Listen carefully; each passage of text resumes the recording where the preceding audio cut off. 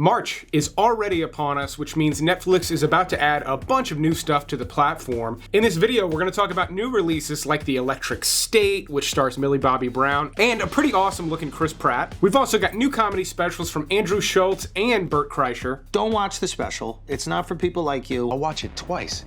Talk to Me, How to Have Sex, and Den of Thieves 2, a movie I hated so much I'm going to tell you about it at the end of this video. But on the first is where they're adding a bunch of stuff, things you're familiar with. As always, that full list can be found down in the top pinned comment. I'll show it to you again at the end of the video. But Black Hawk Down is a standout, mainly because that new Black Hawk Down docuseries just got added last month. So if you enjoyed that, it's a great time to revisit the movie. And if that's not enough Ridley Scott, they're also adding the final cut of Blade Runner. There are multiple cuts of this, including the original theatrical cut, a director's cut, and then the final cut I do think is the best one. Ridley Scott eventually sort of honed this thing down to what his original vision was for the movie when it released. And then another older movie I'd like to point out is Cell 211. This is based on the true story of a prison riot in Mexico where a lawyer actually got trapped on the inside, but last month they released a mini-series based on this same true story, and I thought it was excellent. This movie is from 2009, a bit closer to when these events actually took place, and it stars Luis Tosar, who has been in a bunch of movies I recommend here on the channel, yet I've never seen Cell 211, so I'll definitely be checking it out early in March. Runaway Jury, I think, is another highly underrated movie. I mean, yes, it's got a huge cast, but this is based on a John Grisham book, and there were a bunch of excellent movies based on his books. This is not one of the best, but it's still damn good, and it displays how jury manipulation can work. It's all pretty interesting with a bunch of twists and turns. John Carpenter's Vampires is a underrated and totally badass vampire flick from the mid-90s. I highly recommend it for vampire movie lovers. Damn! They're also adding Friday and Next Friday, two great comedies that for some reason always appear together without Friday After Next. Some of my other top picks for the month include Sicario, which I think is highly rewatchable, and for that matter, so is Ted. It's almost Robert's play hour. I'm guessing you guys don't have a PS3. I'm guessing you're more of a wooden horse with a wig kind of family. But on March 2nd, they're adding the new film, relatively new film, How to Have Sex. Now, this was a Mubi original. If you didn't know, Mubi is kind of a bigger deal in Europe than it is here in the US, but this is one of their indie flicks they released before The Substance, and it's about some girls partying on spring break. Looks like it has a little bit in common with Harmony Korine's Spring Breakers. Maybe a bit in common with the show Euphoria as well. You know, nightmare fuel for anyone with a daughter. Schultz. Matthew. Hey, cute baby. I didn't get the Amber Alert.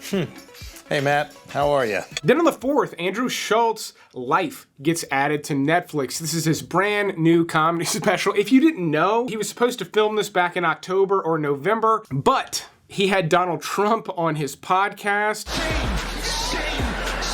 And the venue where he was supposed to film this special canceled on him immediately after that. But he was able to book it at an even better venue. It looks great on camera, and he's got Matt Damon, like one of the most well-known celebrity Democrats ever, doing the promo for the special with him. I'd say he's come full circle. March 4th on Netflix. Bum bum. Take that, Brooklyn Academy of Music. And if that's a little too raw and real for you, Meghan Markle has a brand new show that premieres on the same day. It's titled With Love, Meghan, which not only makes me vomit like in the back of my throat a little bit, but the show was delayed apparently. This Martha Stewart style show that she's doing is basically, it's basically designed to help her sell her new products, which she had to change the brand name of her products at the 11th hour, and they're not going to be ready on the release of the show. Even her dog is over it at this point. Guy snoring. March 6th brings the Power Rangers movie to the platform. Even though I'm the perfect age for it, I never watched Power Rangers as a kid, only passively when friends were watching it, so this is one I never had any interest in, but apparently people who grew up watching the show actually thought the movie was pretty exceptional for, you know, a movie like this. I know that what we were told isn't what happened.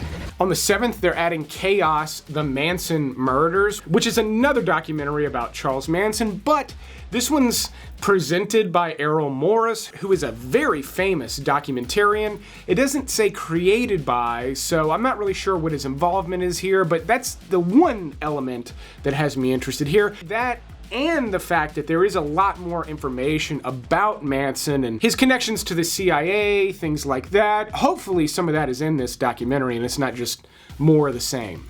If I haven't seen it, it's new to me. Now, still on the 7th, Delicious is an interesting looking thriller from Germany. Now, it is mixed language. Based on the trailer, it looks like they speak quite a lot of English in this movie, but it's about a rich family vacationing in France, and they hire a woman to essentially be their maid. But this woman, she's got some different motives, apparently. Now, the trailer is very ambiguous. It leaves a lot up for speculation, but this does look like a chilling thriller. Probably a pretty slow-paced one, but it looks like it's got something interesting hidden under the surface. And then the one big movie they're adding for the kids this month is the Plankton movie, a brand new animated SpongeBob movie. I know, it's not really anything to get that excited about, but considering the fact that I just spent over $100 to take my whole family to see Dog Man at the movie theater, I welcome movies like this on Netflix, especially considering the fact that my kids are gonna enjoy this movie just as much as they did Dog Man. Speaking of dogs, though, I do want to talk to the dog owners watching because today's sponsor, Sundays for Dogs, actually extended the life of our dog, Peanut. And that's because Sundays is air-dried dog food that's made up of 90% human-grade meat, meaning meat that's safe for you and I to eat. The other 10% is vegetables with no synthetic ingredients. So as Peanut got older and older, suddenly, out of nowhere, she just stopped digesting the food we were giving her. Food that we thought was premium food was no longer working, and she started losing weight very quickly, and she's small, so it happened fast. But we switched her to Sundays. Not only did she eat it better, but she was definitely digesting it better and started putting weight back on immediately. And unlike other fresh dog food brands, Sundays is air dried, which means it is shelf stable. You don't have to put it in the fridge, there's no messy prep or cleanup, and I know Peanut used to make a mess with that wet, fresh dog food, but because Sundays doesn't have to pay for refrigeration or ice packs to get it to you, they're only focused on this short list of premium ingredients. They actually cost less money than other fresh dog food brands. In fact, Sundays can cost up to 40% less than other fresh dog foods, but my viewers can save an extra 50% off on top of that when they go to sundaysfordogs.com/flick or just visit that link down in the video description. And again, it saves you time. You don't have to buy dog food anymore. They deliver it straight to you. It can save you money, and it gives your dog better nutrition than typical grocery store food. So again, to get 50% off your first order, use my link. It's a great deal on a product I highly recommend for dog lovers. But speaking of things I highly recommend, let's get on with the rest of this Netflix list. March 10th brings American Manhunt, Osama bin Laden. Now, hopefully this goes into even greater detail than the movie Zero Dark 30. I was always amazed that we didn't just catch this guy right away. Based on, what you see in the movies, it seems like they just got him on a satellite and they could just take him out. Apparently, it's very complicated to find somebody like this, and hopefully this docuseries shines some light on it.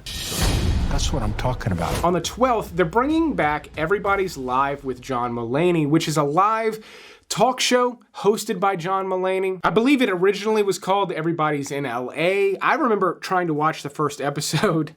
I don't know what happened with this production-wise. I just thought it was a kind of insanely dull talk show.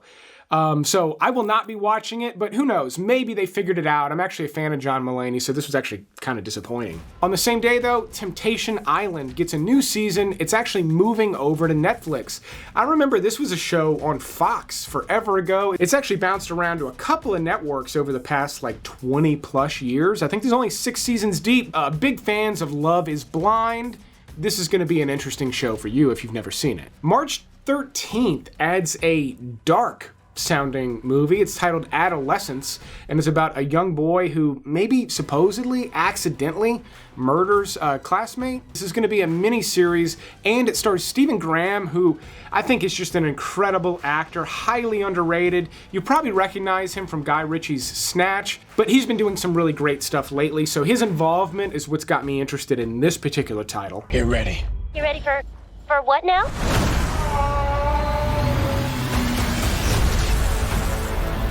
And then the 14th adds The Electric State, the biggest budget movie to hit Netflix this year so far, I believe. A lot of the budget comes from the cast. It's just got a huge cast with Chris Pratt, Millie Bobby Brown. You've also got Stanley Tucci. Woody Harrelson voices a Mr. Peanut robot.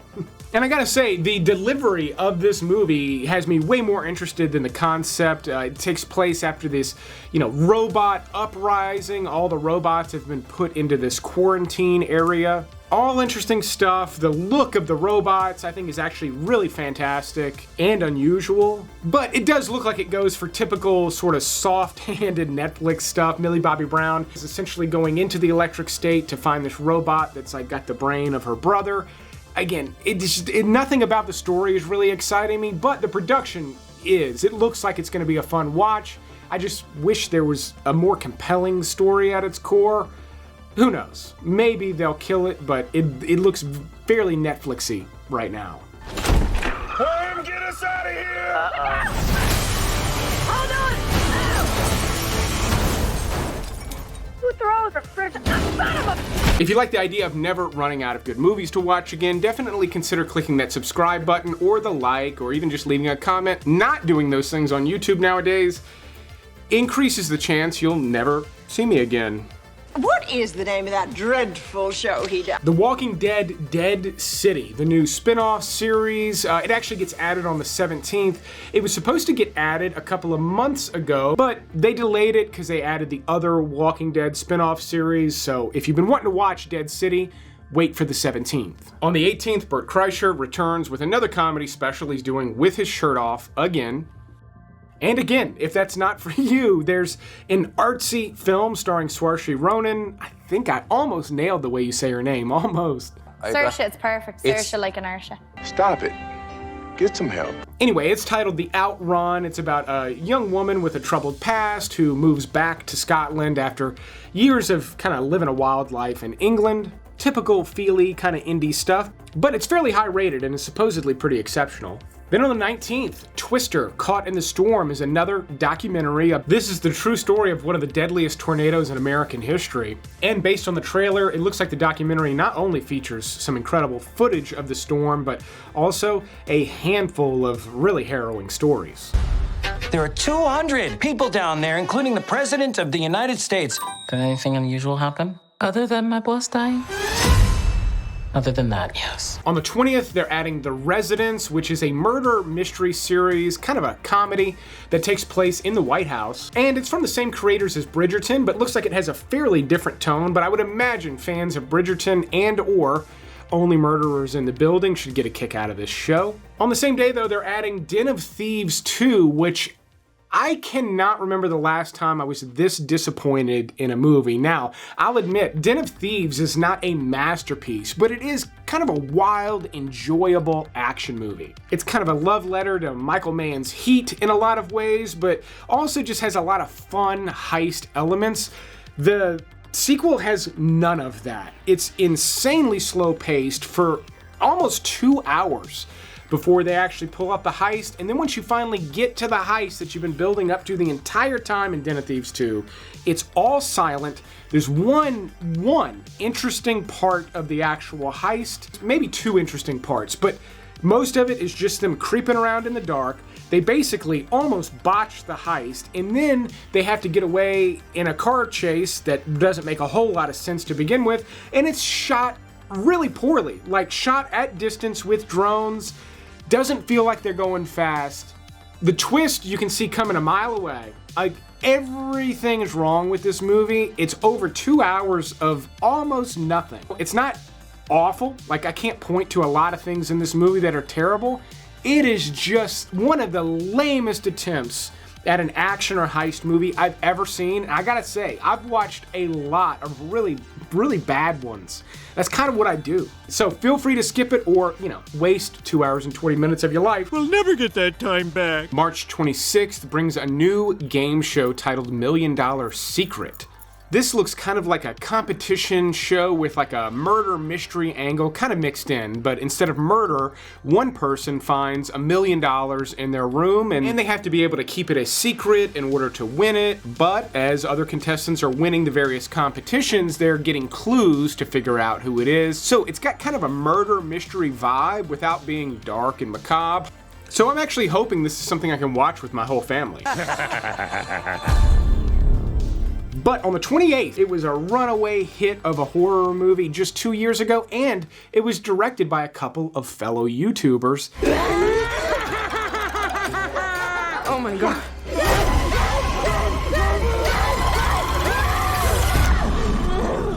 Now this movie does present itself as kind of a by-the-book horror movie. It's got its little gimmick, it looks fairly accessible, and on the whole, it is that, but Talk to Me has a very interesting concept and they exploit the hell out of it in the movie. They did a killer job bringing this thing to life. I cannot wait to see what these guys bring to screen next.